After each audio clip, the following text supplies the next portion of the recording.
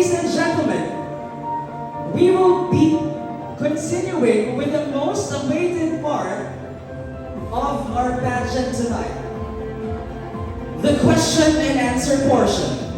Let's begin with candidate number 1. Hello, candidate number 1.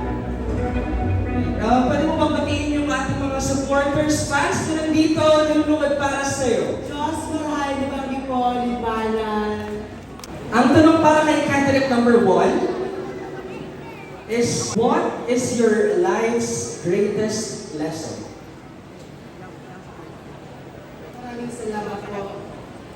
Ang pinaka-lesson sa aking buhay ay yung sumaway sa aking magulang. Bakit po?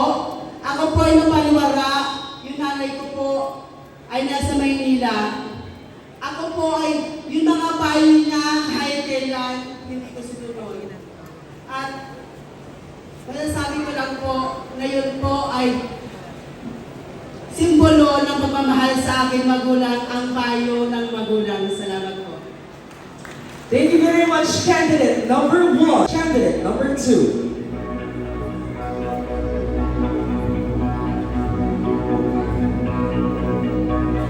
Please state your question.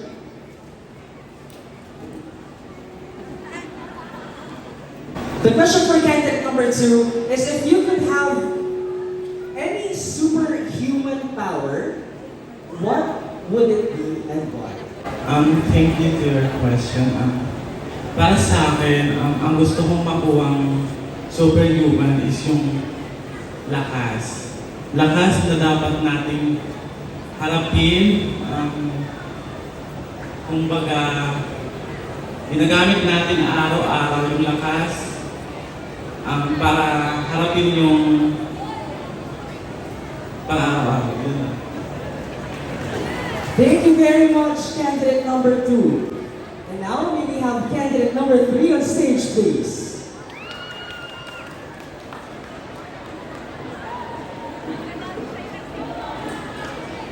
Please state your question.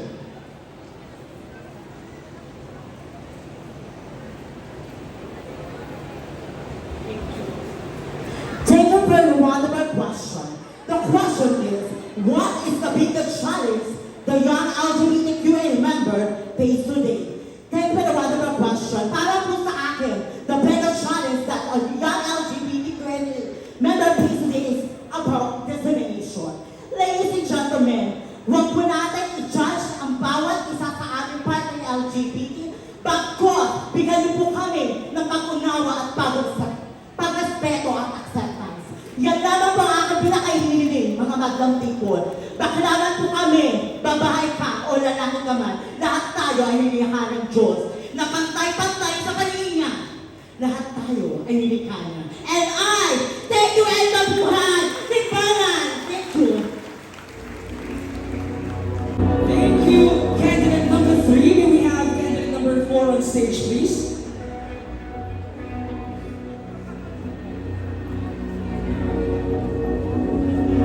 Hello, good evening. Hi, good evening. How are you? I'm okay. Are you ready for your question?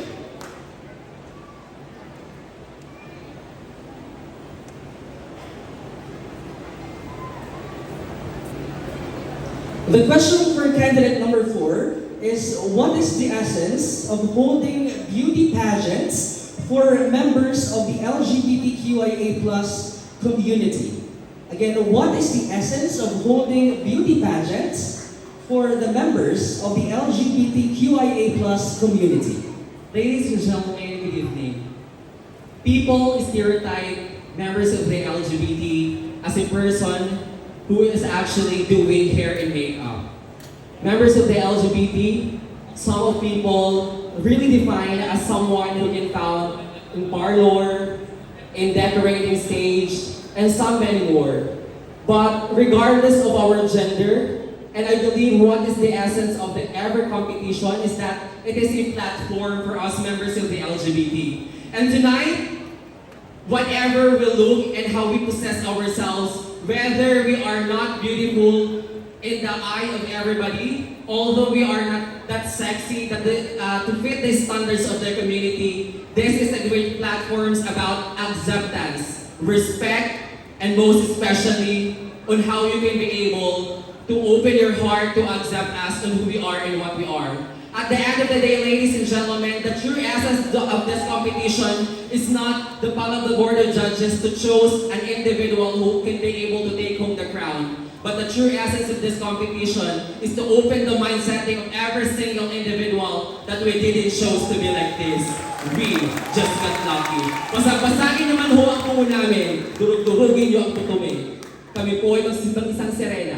Kahit anong gawin nila, bandera namin di tutumba. Thank you. Very well said, candidate number 4. Thank you very much. Now, let's have candidate number 5.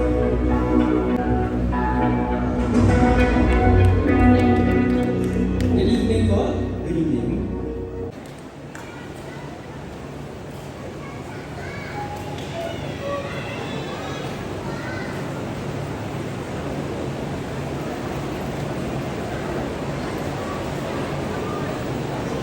The question for candidate number 5 is, the LGBTQIA+ flag has a lot of colors in it. What do you think would be that one color that represents an empowered member of the LGBTQIA+ community? Again, the LGBTQIA+ flag has a lot of colors in it. What do you think would be that one color that represents an empowered member of the LGBTQIA+ community? As a high school graduate, I'm here to express, not to impress. No goals, no punchline, just pure heart. And my answer is, the color po na pinipili ko na mag-represent sa LGBT na ang isang kulay lamang po ay ang pula. O ihalintulad ko po ito sa isang pagmamahal. Sa katulad ko pong isang baklang simple lamang na walang mataas na pinag-aaralan, ang tanging meron lamang po ako ay ang pagmamahal. At ang pagmamahal na ito, kaya kong panatilihin at kaya mapunta sa itaas dahil ang lahat ng meron dito sa mundo ay nananatiling temporary lamang. Kaya pahalagan po natin ang pagmamahal sa isa't isa o anuman ang kasarian niya, pagmamahal lamang po ang tamang sagot at wala nang iba. Yun po ang magiging pagkakaintindihan ng isa at hindi ang salita dahil ang pagmamahal ang magpaparamdam sa isa't isa ng pagtanggap sa ating lahat. Maraming salamat po. Very well said. Color red tulad ng kaniyang suot ngayong gabi. Thank you very much, candidate number 5. May we now have candidate number 6.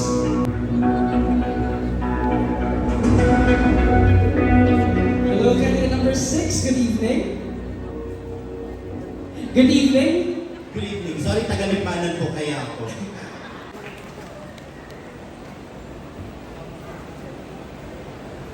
What would you choose? Education or money? Again, what would you choose? Education or money? Ang pipiliin ko po ay ang edukasyon. Sa aking buhay, kalahati ng aking buhay ay ang pag-aaral. Pero hindi ito naging hadlang para makamit ang aking mga pangarap. Sa edukasyon, tutulungan tayo para magkaroon ng idea, learnings, knowledge, and everything na para tayo ay magkaroon ng masiganang pamumuhay at pag tayo ay nakapagtapos ng pag-aaral ay makakakuha tayo ng magagandang trabaho at magagamit natin ito sa ating pang-araw-araw na buhay. At ang edukasyon lamang ang tanging ating sandata para tayo ay makaahon sa ating pamumuhay at ang edukasyon lamang tutulong sa atin para tayo ay maging isang hubog na tao. Yun lamang po at maraming salamat. Thank you very much, candidate number 6. Now let's have on stage candidate number 7. Hello, good evening. Candidate number 7.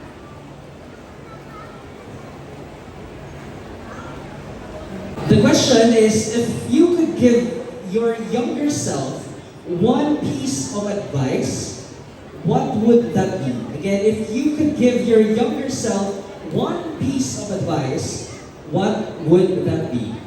Well, I think, ladies and gentlemen, if I will be given a chance to younger self, what piece of advice and what it be? Ladies and gentlemen, that advice is to be true to ourselves, to be true to myself, and to be true to yourself. Because ladies and gentlemen, if you are true to yourself, there is no barrier. There is no barrier to create something. There is no barrier to do something. And most especially, there is no barrier to show something. Because you are true. Wala kang kinakatakutan. Wala kang ginagambahan sa iyong sarili dahil ikaw ay totoo. And that kind of advice, I will tell that. That's just only for myself. But also to all the people. Most especially, the people who don't true to themselves. Maraming mga tao ay hindi nagpapakatotoo sa kanilang sarili. At alam natin, sila ay hindi masaya sa kanilang sarili. Pero pag ikaw ay nagpakatotoo, masasabi mo, may papakita mo kung ano ang kapuluhan mo bilang tao sa mundong ito. Thank you so much. Thank you very much, candidate number 7. Now, may we call on candidate number 8.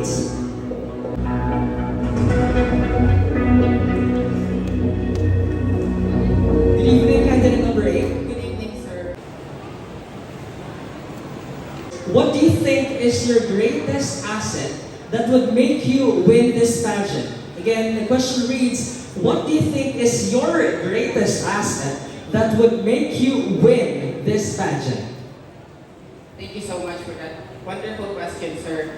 You know what, ladies and gentlemen, before I traveled 12 hours from Dasmariñas, Cavite, just to be here tonight, I already accepted the fact that there are a lot of things, or there are a lot of uncertain things that can happen. And of course, not everything in this world will revolve around us. And I believe that the biggest asset that I have, or that I possess, so that I can win this pageant, is of course, I know how to accept defeat as well. Because ladies and gentlemen, like what I've mentioned, before traveling 12 hours, I already accepted the fact that maybe tonight I may not win the crown, but that is definitely okay. Will I get mad? No. Will I get even? Definitely not. But what I'm going to do is I am going to support who may be the queen tonight wholeheartedly, and I am going to accept this and take this as a lesson so that the next time that I am going to step my foot on this stage, I can be the better version of myself. Because that's the true essence of a queen. You are not standing here for the crown.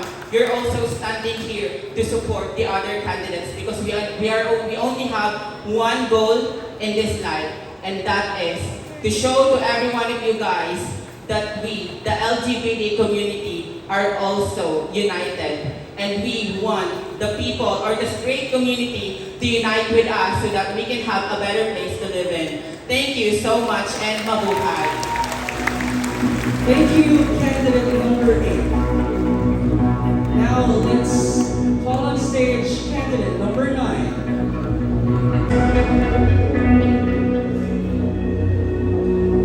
Hello, candidate number 9. Good evening. Good evening po. Please state your question. The question for candidate number 9 is, if you were a genie in a bottle and could grant any one wish, what would that be? Okay, thank you po. Maraming salamat po sa iyong napakagandang katanungan. Kung ako puma sa genie at magbibigay ng isang wish, ang ibibigay ko po ay magkaroon ng magandang pamilya, magkaroon ng magandang buong pamilya. Dahil naniniwala ako kapag buo ang pamilya nyo, magiging masaya at magiging malaya kung anong gusto mong gawin. Bilang ako po ay hindi po kumpleto ang aking mga magulang.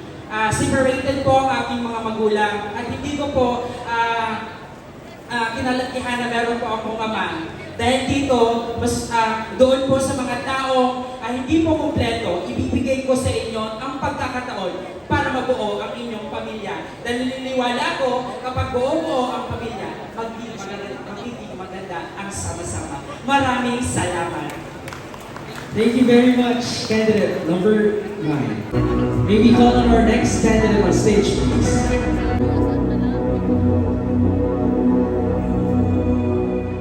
Hello, good evening.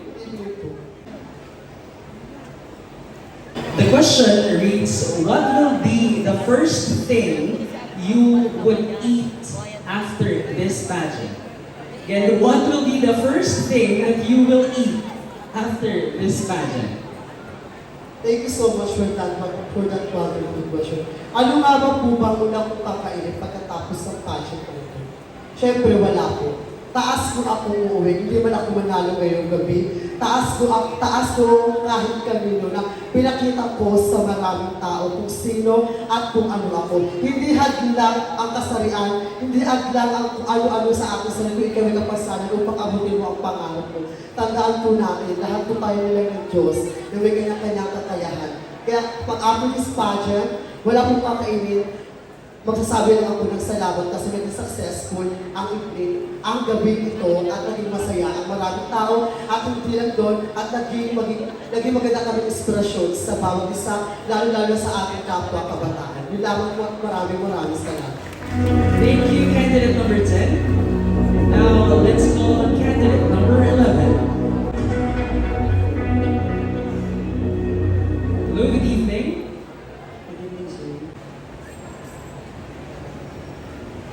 The question for candidate number 11 reads, how do you overcome criticisms? Again, how do you overcome criticisms?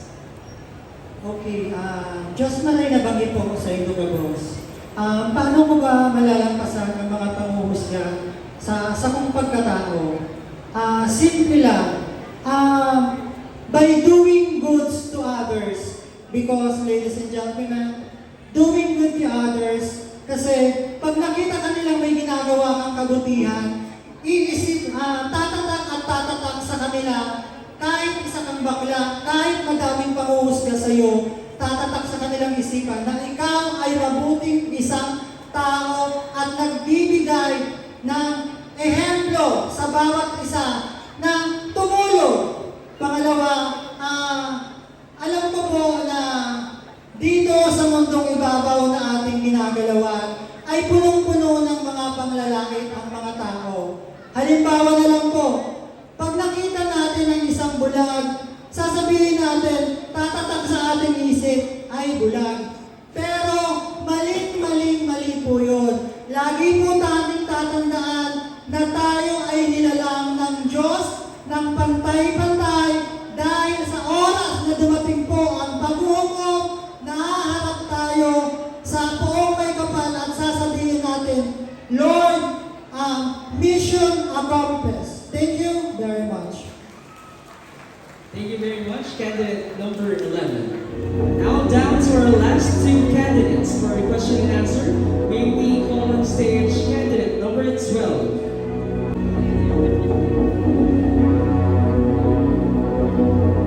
Good evening po, candidate number 12. Hello po. Ready na po ba kayo sa tanong?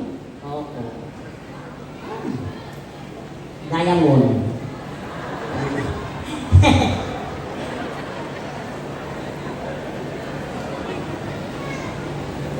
The question reads, what do you think is the best thing about being a LGBTQIA plus Filipino? Again, what do you think is the best thing about being a member of the LGBTQIA plus Filipino? Okay. Ang katanungan ko ay umiindayog sa tamang pamamaraan kung isasalin ko po ito sa wikang Tagalog. Ano nga daw po ba sa aking palagay ang the best thing or magandang parte ng pagiging miyembro ng LGBTQIA+ community Filipino. Kapag sinabi kasi natin yung LGBTQIA+ community, common na po sa atin ang agiging bakla. Pero ang tanong, LGBTQIA+ Filipino. Ang pinakamagandang parte nito ay nakakakita namin sa buong mundo na kahit kami ay baklang Pilipino, kami po ay nakikilala sa iba't ibang parte ng mundo. Just like Vice Ganda, nakilala po siya in the field of free funny, in the field of entertainment. Boy Abunda, sikat siya sa pagiging matalino bilang isang baklang Pilipino. Nakakakalab po yan bilang isang miyembro ng Pilipino na kahit ako ay simpleng bakla, meron akong kasamang bakla na mas nakikilala. At nadadala po namin ito dahil nakikilala po kami sa iba't ibang parte ng mundo. At sana nga ng buhay po namin itong dadalhin. Dahil naniniwala po ako na ang aguting Pilipino ay hindi lamang po yan nakikita sa dugo. Bagkus kung anong bansa, kung anong flag ang dadalhin mo. Because ladies and gentlemen, huwag mo tatanungin kung ano ang magagawa ng iyong bansa para sa'yo. Bagkus tanongin mo ang sarili mo bilang isang miyembro ng LGBTQIA+ Filipino kung ano ang may tutulong mo para makilala ang bansa mo. Maraming salamat po. Thank you very much, candidate number 12. Very well said. And down to our last candidate for tonight. Let's all welcome candidate number 13.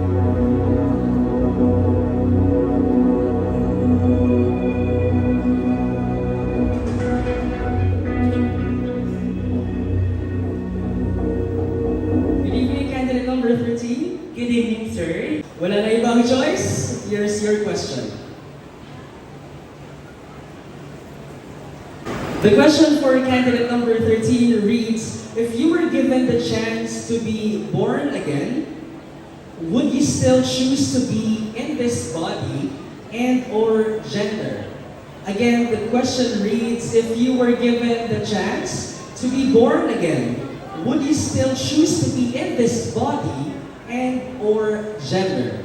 You know, ladies and gentlemen, I will always choose to be myself. Because you know why? Despite all the criticism that I've been through, being gaslighted by other people and being ostracized and canceling by someone else because of my gender, I truly believe that my body is truly empowered. And being empowered makes me feel greater, makes me feel a believer and a dreamer in achieving what I am dreaming of. And I believe, ladies and gentlemen, as empowered LGBT, I will be able to uplift, empower the morality of LGBT, and I will always choose to be myself, because by choosing to be who you are, you will be able to inspire a lot of people to do the same. Thank you so much, and good evening. Very well said, candidate number 13, and that concludes our question and